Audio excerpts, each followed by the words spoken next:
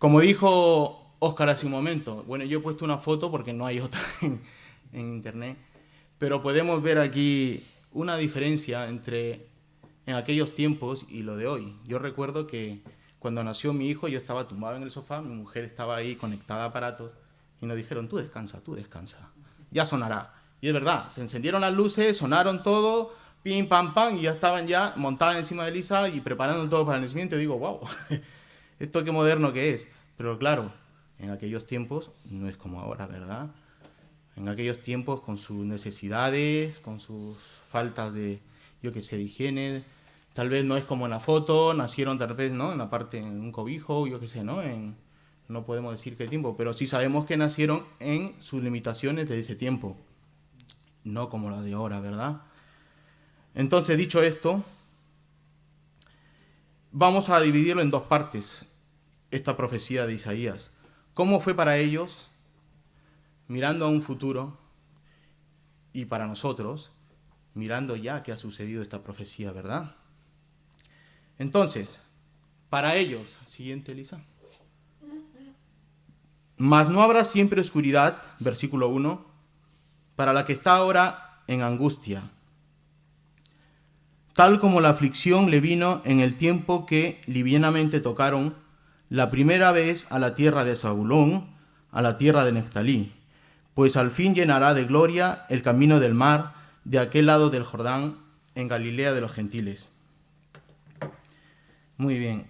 Un momento que ponga.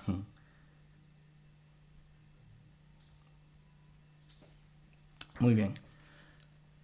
Podemos ver en el mapa, y en este versículo nos habla Zabulón, si lo ven ahí en la parte de la derecha, Zabulón, Neftalí, en la parte de arriba, ¿verdad? Son partes de la tribu de Israel.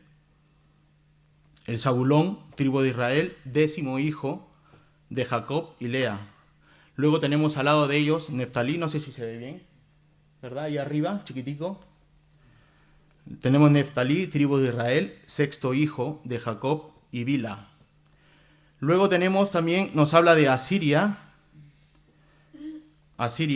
que fue quien conquistó esa zona, lo vemos en el mapa arriba a la derecha. Asiria, esto lo vemos en Segunda de Reyes 15:29.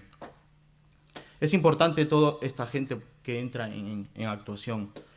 En Segunda de Reyes 15:29 nos dice, y en los días de Peca, rey de Israel, vino Tiglat-Pilser, rey de los asirios. Peca gobernó en el año 732 a.C.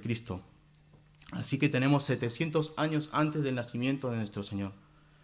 Entonces, Neftalí, Zabulón fueron conquistados por los asirios, diezmados por completo el pueblo. El pueblo, cuando entraban estas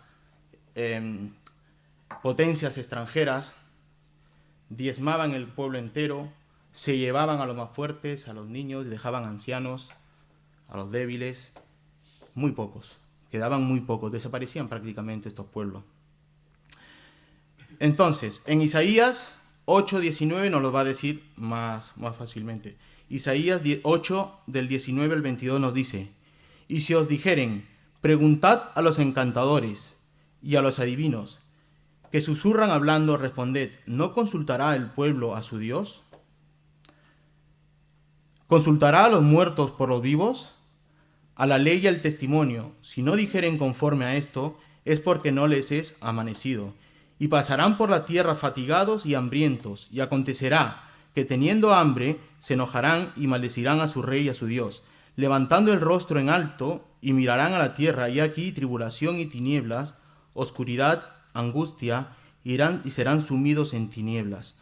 ¿Por qué fueron diezmados? ¿Por qué Dios permitió que fueran diezmados esta gente y conquistados? Porque dice que conquistaron, fueron a encantadores, se olvidaron de Dios, dejaron a Dios, abandonaron a su Dios estos reyes. Entonces Isaías les da una profecía que serían abandonados por Dios y serían diezmados, y el motivo también se los dice, ¿verdad? Que consultaron a adivinadores y a muertos, dice. Un pueblo que abandonó a Dios, consultó a adivinos, a muertos. Esto es los escritos que dejaban ahora los muertos. Cuando hablan los muertos, consultaban a los libros de los muertos, ¿no? Toda la historia de estos muertos. Y no consultaban a la palabra de Dios. En vez de ir a la palabra de Dios, iban a historia de otras personas. Cuando Isaías les está diciendo, vuelvan a la palabra de Dios, ¿no? Vuelvan a Dios, vuelvan a su palabra. No, ellos iban a historias de muertos. No fueron a la palabra de Dios ni a sus profetas. El versículo dice, no les ha amanecido, que no vieron luz de Dios. Cuando se refiere que no han amanecido o no les ha amanecido es porque no vieron la luz de Dios. Sus profetas dijeron que serían castigados. También vemos en el mapa el río Jordán. ¿Sí ven? Toda esa línea azul, el río Jordán. También vemos a Galilea en la parte de abajo. Galilea fue nombrada por los israelitas y fue la región tribal de Neftalí y Dan. En el tiempo de los romanos se dividió en 4 provincias, que era Judea, Samaria, Perea y Galilea, como lo ven ahí las 4 provincias. También hay que destacar que en el tiempo de Isaías, en todo su tiempo de profeta, estuvo en los reinados de Usías, Jotán, Acaz, Ezequías, que fue el 13º rey de Israel, hasta el año 687, ya vemos que de 700 ha pasado al año 687, y el último fue su hijo de Ezequías, Manasés, en el 642 a.C. Ya vemos que ha pasado unos cuantos años desde que fueron, ¿verdad?, conquistados por los asirios. La profecía en el versículo 2, recordemos que estamos hablando sobre ellos, todavía no hemos llegado a nosotros. La profecía en el versículo 2 dice, y el pueblo que andaba en tinieblas vio gran luz. Los que moraban en tierra de sombra de muerte, luz resplandeció sobre ellos. ¿Ven este punto de la profecía? Muchos años diezmados, muchos años gobernados, pero hay una esperanza, ¿verdad? Este pueblo pecador, infiel, idólatra, con reyes malos que hacían lo que querían, eso lo podemos ver, ¿verdad?, en Jueces. No fueron devastados como nación poderosa por un gobierno extranjero, un país extranjero que arrasó por completo la población. Y viene esta profecía, ¿verdad? El pueblo que andaba en tinieblas vio gran luz. Este pueblo que andaba en tinieblas no veía la luz de Dios, esto es sus bendiciones, su persona de Dios. Fueron abandonados por Dios. Y los extranjeros asirios dejaron estas tierras de Neftalí y Zabulón como sombras de muerte, nos dice la palabra, ¿verdad? Así fue de devastador. Pero podemos ver esta promesa. Vio gran luz, una esperanza. El profeta puede ver en el horizonte una esperanza, ¿verdad? Y Dios manda que dé una profecía. Pero podemos ver que no se cumplió. Como él dice, hijo nos es dado. De repente él estaba pensando en el hijo, en Manasés. Pero Manasés fue malo, malito, muy malo. Es más, se unió con Asiria. Se fue en contra de otros reinos de sus hermanos, de sus tribus. Entonces, podemos ver que esa profecía no era para ese tiempo. Entonces, la profecía de Isaías era para otro tiempo. Así que, de todas maneras, sabemos que las profecías tienen su cumplimiento. Vieron luz después. Tuvieron una esperanza. Pero este profeta ve más allá en el horizonte. Esta profecía es un tiempo profético y el profeta lo dice para un pueblo que dice, ha visto, ¿no? Ha visto en el horizonte. Hablando que de esta luz futura, si ya hubiese sucedido, es como si hubiera sucedido, ¿ves? Dice, he visto o ha visto, dice. Está hablando en un futuro pero presente. Y les resplandeció la luz. En su tiempo, en su día de tiempo, fueron liberados en contra de los asirios, ¿verdad? En el versículo 1 nos dice, no habrá siempre oscuridad, y al fin llenará de gloria el camino del mar. De Galilea de los gentiles, y el pueblo que andaba en tinieblas vio la luz de Dios. Así como fueron diezmados, devastados, arrasados su población, en el versículo 3 nos dice que multiplicará su gente. Este pueblo crecerá nuevamente. Su pueblo será grande, esta nación será grande. Esto traerá alegría, nos dice, traerá júbilo. En el versículo 3, que tendrán bendiciones, bendiciones que Dios produce, ¿verdad? Estas emociones de este pueblo serán combinadas, ¿verdad?, entre la esperanza y el bienestar. Tendrán comercio, caminarán en abundancias, pasarán de las guerras a las cosechas, nos dice, ¿verdad?, que habrá gran cosecha, se regocijarán en las cosechas. Pasarán de la muerte, de las guerras, a la vida diaria del trabajo y a ver sus frutos en el esfuerzo de sus manos. Se repartirán las ganancias. Qué diferencia, ¿verdad? De estar en las tinieblas, de estar alejados de Dios, de la luz, van a ver una luz en el camino. Habrá abundancia y pasó en su tiempo, en su debido tiempo pasó. En el versículo 4 nos dice, porque tú quebraste su pesado yugo y la vara de su hombro y el cetro de su opresor, como en el día de Madián. Isaías nos dice que Dios liberó a su pueblo, a este pueblo, de su pesado yugo. Los liberó de sus opresores extranjeros. Ese era su yugo. Como en el día de Madián. En otras porciones bíblicas se refiere a la matanza de Madián. En Isaías 10. Yo no sé si habrán leído sobre esta historia. Se los recomiendo. Se trata, un spoiler, se trata de Gedeón, que fue el quinto juez levantado por Dios y de la tribu de Manasés. Está en Jueces 6, 7 y 8, ¿vale? Si lo quieren buscar en casa y leerlo. Así que les recomiendo sobre la historia de estos 300. No la historia de los 300 estos que van en calzoncillo, ¿verdad? Hollywoodenses y que terminan muertos, porque terminan muertos. No, estamos hablando que Dios escogió 300 y que destruyó a una nación extranjera. Cómo los mató a todos. Y no les voy a seguir contando porque quiero que lo lean, que ese interés de leerlo sobre estos 300 de verdad, que sucedió de verdad y que es de Dios, ¿verdad? Que Dios permitió esto. Así que estos 300 habla sobre Madián, ¿vale? Contra los madianitas. Así que dice que los liberó como en el día de Madián. Así los ha liberado a este pueblo de Zabulón y Neftalí, ¿no? En el versículo 5 nos dice, han visto la luz y son liberados de sus opresores asirios. Ya no hay más guerra, y los despojos que quedan de la batalla son eliminados y quemados al fuego. La mayor y suprema profecía dada al pueblo de Israel lo vemos en el versículo 6. En el versículo 6. La promesa de un Mesías, la promesa de un Salvador hasta su pueblo.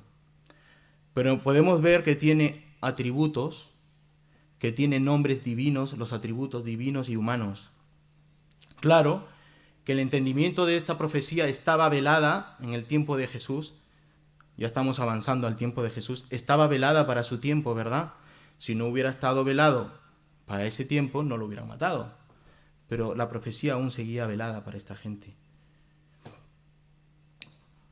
El versículo 6 nos dice, porque un niño nos es nacido, hijo nos es dado, y el principado sobre su hombro, y se llamará su nombre admirable, ahí están los atributos, consejero, Dios fuerte, Padre eterno, príncipe de paz, ¿verdad? Pero la profecía en el tiempo de Jesús se cumplió perfectamente, así como se cumplió en el tiempo de Neftalí y Zabulón que vieron luz, en el tiempo de Jesús también se cumplió nuestra profecía. Lo que vio Isaías en un futuro, en su debido tiempo, con Jesús se cumplió. Así que podemos pasar de ese cumplimiento para el pueblo de Israel a nosotros, ¿verdad? Un niño nos es nacido, dice el versículo 6. Un niño, así dice el título. Un niño nos es nacido. Vaya título, ¿verdad? Un niño. Estamos hablando de nuestro Salvador, de nuestro Señor, de Dios, la segunda persona de la Trinidad. Pero aquí nos dice, un niño nos es nacido. Porque un niño nos es nacido, hijo nos es dado. Ahora, en esta versión de Reina Valera lo pone con minúscula, en otras versiones lo vas a encontrar con mayúscula, como la segunda persona de la Trinidad. ¿Vale? Está escrito en mayúsculas en otras versiones. En Isaías 7:14 nos dice: por tanto el Señor mismo os dará señal. He aquí que la Virgen concebirá y dará a luz un hijo, y llamará su nombre Emmanuel. Vemos otra profecía en Isaías, en el versículo 7. Más datos para el cumplimiento de nuestro Mesías. Y aquí lo está llamando Emmanuel, que significa Dios con nosotros, ¿verdad? Tal cual en el versículo 6 del capítulo 9. Hijo nos es dado. El Hijo, la segunda persona de la Trinidad, nos es dado. Y fíjate lo que dice, nos es dado. Es un don, es un regalo que Dios nos está dando. Entregar a su Hijo, a la segunda persona de la Trinidad, que naciera como un niño, es un regalo hacia nosotros. En Juan 3:16 nos dice: porque de tal manera amó Dios al mundo, que ha dado a su Hijo unigénito, para que todo aquel que en él crea no se pierda, mas tenga vida eterna. Porque no envió Dios a su Hijo al mundo, ahí está la palabra envió al mundo, para condenar al mundo, sino para que el mundo sea salvo por él. Nuevamente envió, nos dio y nos envió a su Hijo, para salvar a su pueblo, para salvar a sus escogidos, para salvar a su rebaño, a sus ovejas, ¿verdad? ¿Cómo nos es dado este niño? ¿Cómo nos es dado, verdad? Estamos celebrando la fiesta de Navidad. ¿Cómo nos es dado? Pues en Lucas 2, versículos 10 y 11 nos dice: no temáis, le dice a los que estaban ahí con el rebaño, ¿verdad? Porque aquí os doy nuevas de gran gozo, que será para todo el pueblo, que os ha nacido hoy en la ciudad de David un Salvador, que es Cristo, el Señor, el Mesías, el esperado, ¿verdad? El ungido que estaban esperando. Ya se comienza ese velo a quitar.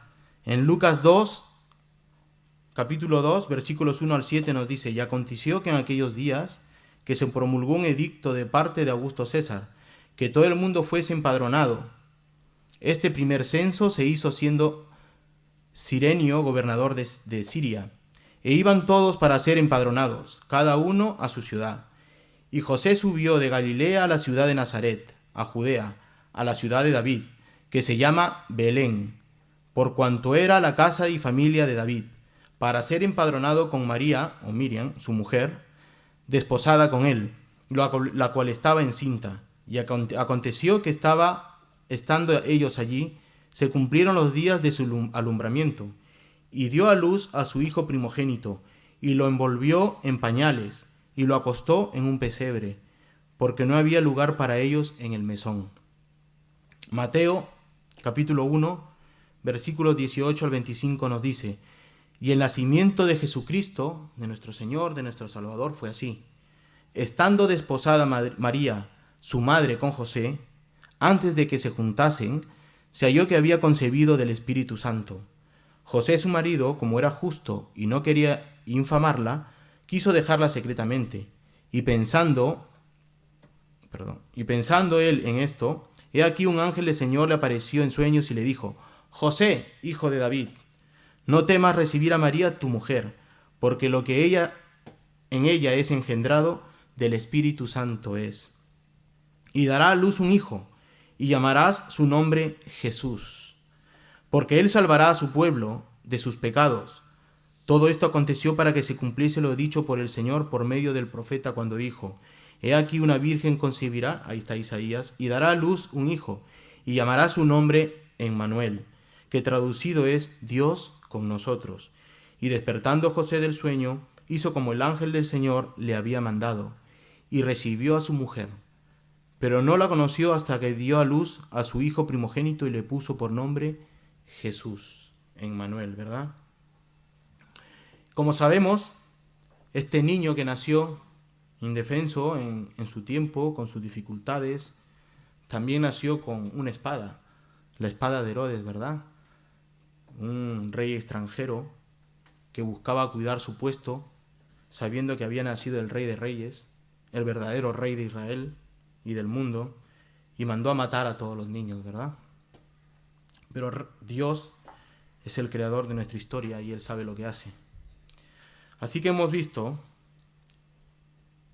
que un niño nos es nacido, ahora hemos visto cómo nos es dado, cómo ha nacido, y nos preguntamos, ¿para qué nos es dado? ¿Para qué nos es dado este niño? Pues la pregunta es fácil. La respuesta, para salvarnos. Eso lo vimos ya en Juan 3:16, ¿verdad? Porque de tal manera amó Dios al mundo que ha dado a su Hijo unigénito para que todo aquel que en Él cree no se pierda, mas tenga vida eterna. Porque no envió Dios a su Hijo al mundo para condenar al mundo, sino para que el mundo sea salvo por Él. Pero regresemos, con esto en mente, regresemos a Isaías 9. En el versículo dice, y el pueblo que andaba en tinieblas. Así que hemos dicho que la profecía no solamente era para ese pueblo, sino para nosotros. Y dice, el pueblo que andaba en tinieblas. Y yo te pregunto, amigo, ¿cómo te encuentras ahora mismo? Que nos visitas o que nos escuchas. Y te pregunto a ti, hermano, ¿cómo te encontrabas antes de ser salvo? ¿Cuál era tu situación? Y aquí dice, el pueblo que andaba en tinieblas, ¿verdad? ¿Acaso en nuestro estado natural, antes de haber nacido de nuevo, no estábamos igual que ese pueblo de Neftalí, de Zabulón? ¿No estábamos en tinieblas, en oscuridad, devastados por el pecado, por el enemigo? ¿No estábamos igual que ese pueblo? ¿Esa profecía no es también para nosotros? Porque un hijo nos es dado para ver la luz. Así que estábamos en tinieblas, ¿verdad? Estábamos en tinieblas no desde ahora, estábamos en tinieblas desde Adán, desde que pecó Adán. Y todo el ser humano que ha nacido desde ese día ha estado en pecado. Esto lo vemos en Romanos 3, nos dice, no hay justo ni aun uno, no hay quien entienda, no hay quien busque a Dios. Todos se desviaron, a una se hicieron inútiles. No hay quien haga lo bueno, no hay quien, ni siquiera uno. Sepulcro abierto es su garganta, con su lengua engañan. Veneno de áspides hay debajo de sus labios. Su boca está llena de maldición y de amargura. Sus pies se apresuran para derramar sangre. Quebranto y desventura hay en sus caminos, y no conocieron camino de paz. No hay temor de Dios delante de sus ojos, por cuanto todos pecaron y están destituidos de la gloria de Dios. Este es el estado en que nos encontramos todos los inconversos, ¿verdad? Así fue como todos hemos nacido, en pecado, en tinieblas. Pero amigo que nos visitas y que va para ti, hay una esperanza. La profecía dice que hay una esperanza. Lo hubo para el pueblo de Israel y para ti también hay. El versículo 1 dice, mas no habrá siempre oscuridad.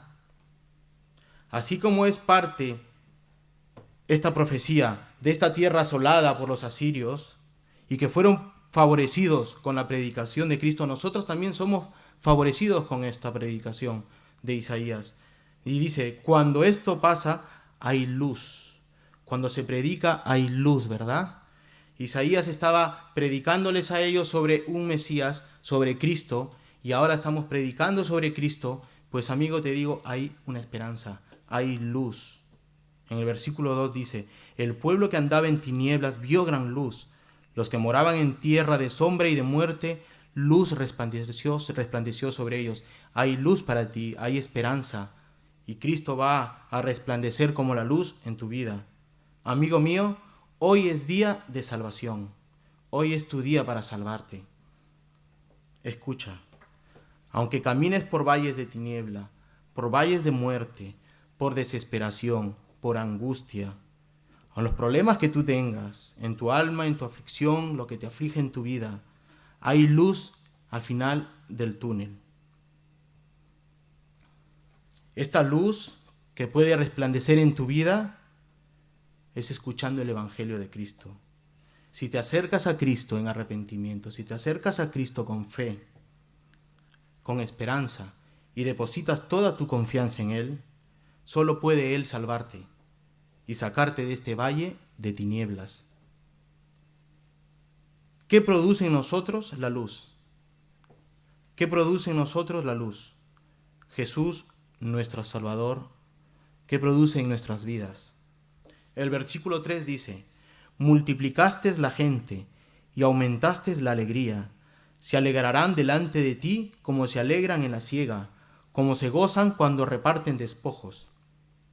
Así como pasó en las tribus de Israel, como en el tiempo de Galilea, con Jesús vieron la luz de Dios en su tiempo. Así también hoy tu vida puede ser transformada por el Evangelio. Nacido de nuevo por el Espíritu Santo. Si tienes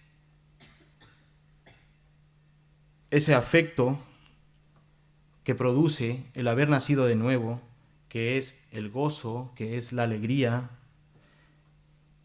Esta alegría es comparada con la siega. Te das cuenta que lo que dice el versículo 3, se alegrarán, ¿verdad? Aumentaste su alegría. Cuando naciste de nuevo no pasó lo mismo, no te llenabas de gozo, de alegría porque Cristo te ha salvado. Lo mismo, el versículo 3 dice, se llenarán de alegría, de gozo en la siega. Eso es lo mismo cuando pasa en el nuevo nacimiento. Cuando tú has nacido de nuevo, lo mismo. Te llenas de gozo.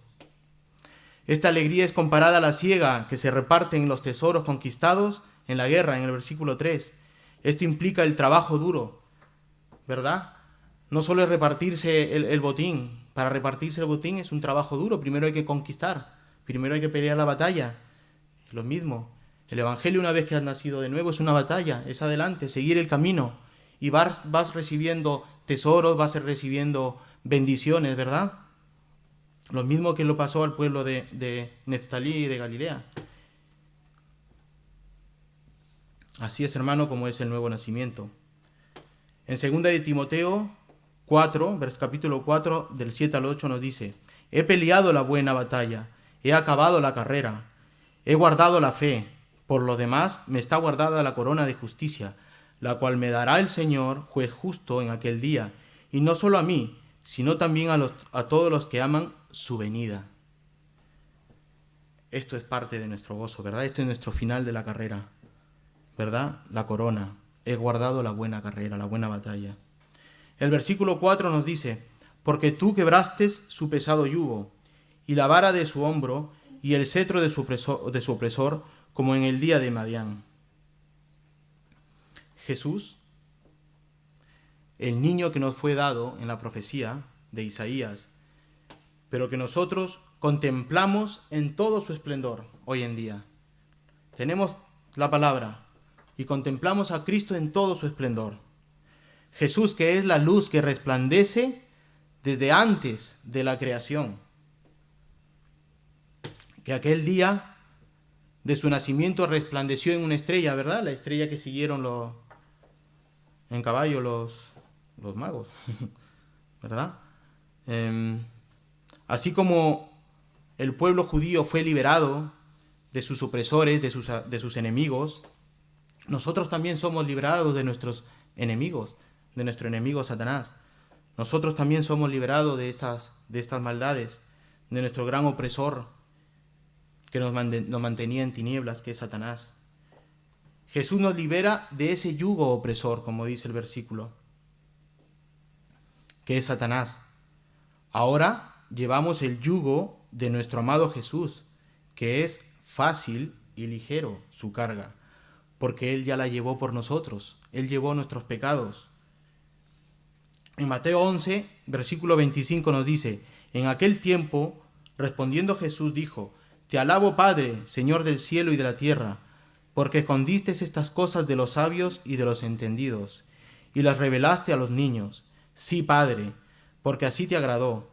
Todas las cosas que me fueron entregadas por mi Padre, y nadie conoce al Hijo, sino el Padre, ni al Padre conoce a algunos, sino el Hijo, y a quien el Hijo lo quiera revelar. Venid a mí todos los que estáis trabajados y cargados, y yo os haré descansar. Dice: llevad mi yugo sobre vosotros, y aprended de mí, que soy manso y humilde de corazón, y hallaréis descanso para vuestras almas, porque mi yugo es fácil y ligera es mi carga, ¿verdad? Ya no tenemos el peso del pecado, ya no tenemos el peso de la muerte, no tenemos, ¿verdad? Cristo lo ha llevado en la cruz por nosotros y ahora ese peso es ligero, ¿verdad? Porque Cristo lo ha llevado. No es coincidencia todo esto, lo que estamos viendo en paralelo entre el pueblo de Israel y nosotros. Todo esto fue preparado desde antes de la creación y nos fue dado este regalo. Este niño que creció y se hizo hombre, así como fue dado y se entregó nuevamente para morir en la cruz, era salvarnos del yugo del enemigo y acercarnos confiadamente hacia el Padre, ¿verdad? Donde ahora podemos tener comunión con el Padre todos los días que querramos, todo momento que nosotros queremos, hasta que seamos llamados a su presencia, podemos acercarnos gracias a este niño que nos es dado al Padre. Ya no tenemos esa carga pesada, podemos acercarnos al Padre. El versículo 5 dice, porque todo calzado que lleva el guerrero en el tumulto de la batalla y todo manto revolcado en sangre serán quemados, pasto del fuego. Somos limpiados de nuestro antiguo hombre. Este hombre, enemigo de Dios, es quemado por el fuego del Espíritu Santo. Somos revestidos de nuevas vestiduras en Cristo por la sangre del Cordero, vestiduras blancas en lino fino. Así es el nuevo hombre, así es el nacido en Cristo, ¿verdad? Como dice el versículo, fue quemado, ¿verdad? Revolcados en sangre y fueron quemados. Así ese antiguo hombre que llevamos nosotros también es quemado por el Espíritu Santo, nacemos de nuevo. Y ahora el versículo 6, títulos de este niño. Porque un niño nos es nacido, hijo nos es dado, y el principado sobre su hombro, y se llamará a su nombre admirable, consejero, Dios fuerte, Padre eterno, príncipe de paz. En estos títulos podemos ver tanto la deidad de Dios como su humanidad. Estamos hablando de Jesús, ¿verdad? 1. El Hijo nos es dado, dice. La segunda persona de la Trinidad ha bajado y se ha encarnado. Ha nacido como todo niño en carne y hueso. Así nos fue dado. Indefenso, en un pesebre, nacido entre deseos de enemigos para matarlo como Herodes, como Satanás. Este niño es el Hijo, con mayúscula, Dios y completamente hombre. Emmanuel nos dice la Biblia, Dios entre nosotros, pero en carne, ¿verdad? Matthew Henry dice en su comentario, este Hijo nació para provecho de nosotros los hombres, de nosotros los pecadores, de todos los creyentes, desde el comienzo hasta el fin del mundo. El segundo título que ponen es Principado, sobre sus hombros y príncipe de paz, ¿verdad? Profetizado que se sentaría en el trono de David. Como príncipe nos reconcilia con el Padre. Nos dice que es príncipe. Un príncipe nos reconcilia con su Padre. El príncipe que vela por su pueblo, que media entre nosotros y el Rey. Esta mediación nos trae paz con Dios, paz en nuestra alma, en nuestras vidas, una paz eterna y para siempre. Luego nos dice que es admirable y consejero. Aquí podemos ver en admirable, o que es digno de admiración, que despierta asombro, como suele pasar en nuestras conversiones, ¿verdad? Cuando nacemos de nuevo. En Jueces 13:18 nos dice, y el ángel de Jehová respondió, ¿por qué preguntas por mi nombre, que es admirable? Vemos aquí otro título anteriormente que se le da a Jesús como admirable. Como Dios lo sabe todo y como humano estamos íntimamente cercanos, como humano está íntimamente cercano a nuestras experiencias y necesidades, ya que las vivió en carne propia. Jesús vivió en carne propia nuestras necesidades. Por eso dice que es admirable consejero. Él conoce nuestras necesidades. ¿Qué mejor consejero que Él, verdad? Hay que tener en cuenta que para dar consejo hay que estar presente, ¿verdad? Jesús vino, se encarnó, vivió necesidades y Él nos aconseja porque Él las experimentó. Él es el mejor consejero, el experto. Y más importante, que es nuestro consejero delante de Dios. Y no solo nuestro consejero, también nuestro mediador, que nos calma, nos consuela, nos aconseja, el que se entregó en sacrificio por nosotros, y todo esto por puro afecto, por puro amor, y es digno de admiración por esto. Es digno de admiración de los ángeles. Es digno de admiración por nuestra parte, ¿verdad? Él es Dios fuerte. Dice el Gibor, o Dios Todopoderoso. No sé cómo se pronuncia. El Gibor, Dios Todopoderoso. Este atributo que se le atribuye al Hijo, ¿verdad? Este es un atributo del Hijo, Gibor, Dios Todopoderoso. El niño que nacerá y que sobre sus hombros trae el principado, es admirable, es príncipe de paz. El mismo Dios de este pacto antiguo, en Isaías 10, 21 nos dice, y el remanente volverá, el remanente de Jacob volverá al Dios fuerte, ¿verdad? El Dios fuerte. Isaías le está diciendo al pueblo que están velados con estos misterios, que hay un solo Dios divino, pero está el Padre también. Aparte del Padre también está el Hijo, que es poderoso y que será dado y nacerá como un niño. Ellos estaban velados, Isaías está profetizando, pero no lo entienden. Está hablando del Hijo.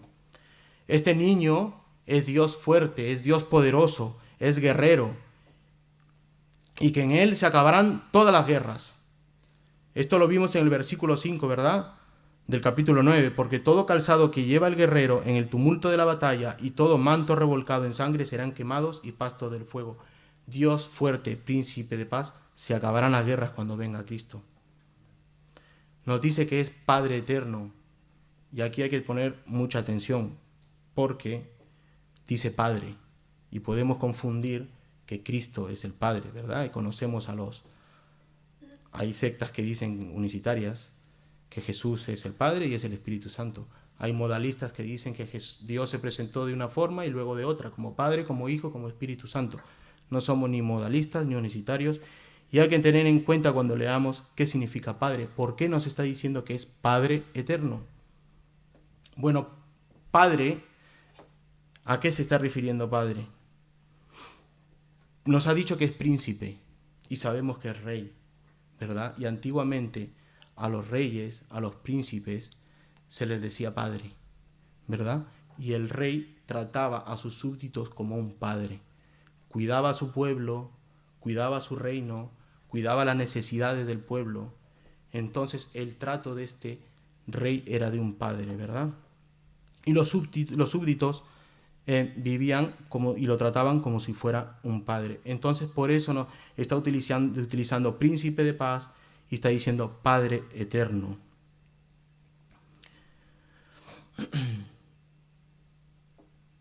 Entonces, ¿a qué se refiere? Dice Isaías utilizando la palabra Padre, apelando al carácter del Hijo de Dios, ¿verdad? Al carácter de un rey, como he dicho, con su pueblo. Entonces, el versículo 7 nos dice, y el Padre eterno, este carácter que tiene Cristo hacia nosotros, es para siempre, ¿verdad? Para siempre, va a ser eterno.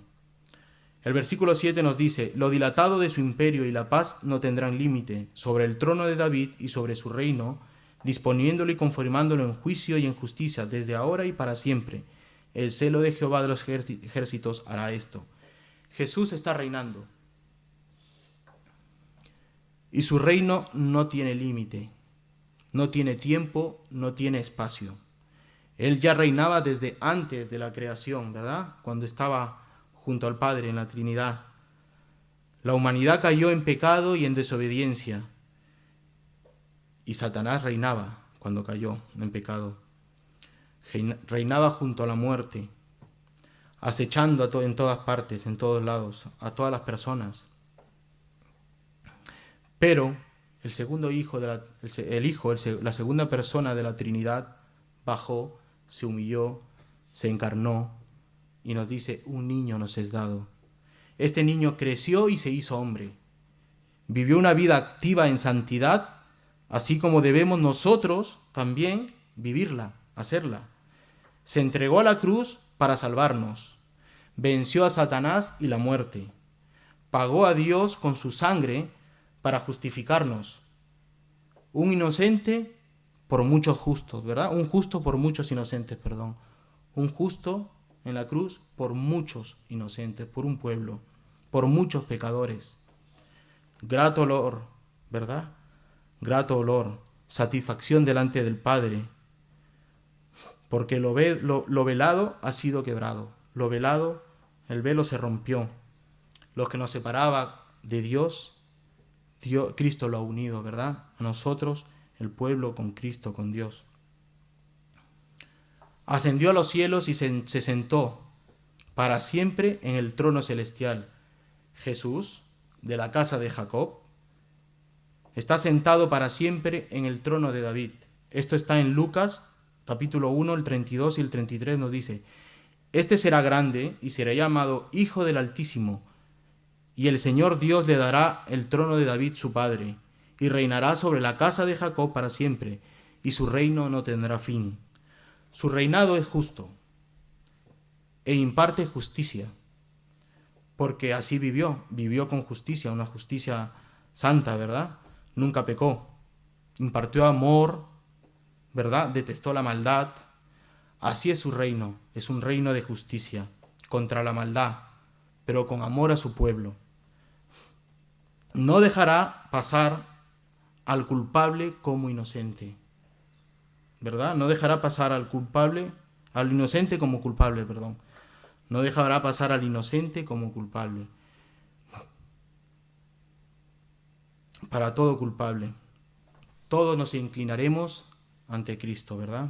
En arrepentimiento y fe. El versículo 7 dice: El celo de Jehová de los ejércitos hará esto. El celo de Dios, su cuidado, su interés ardiente y activo por una causa o persona, dice que significa celo, especialmente por la gloria de Dios y el bien de las almas. Esto significa celo.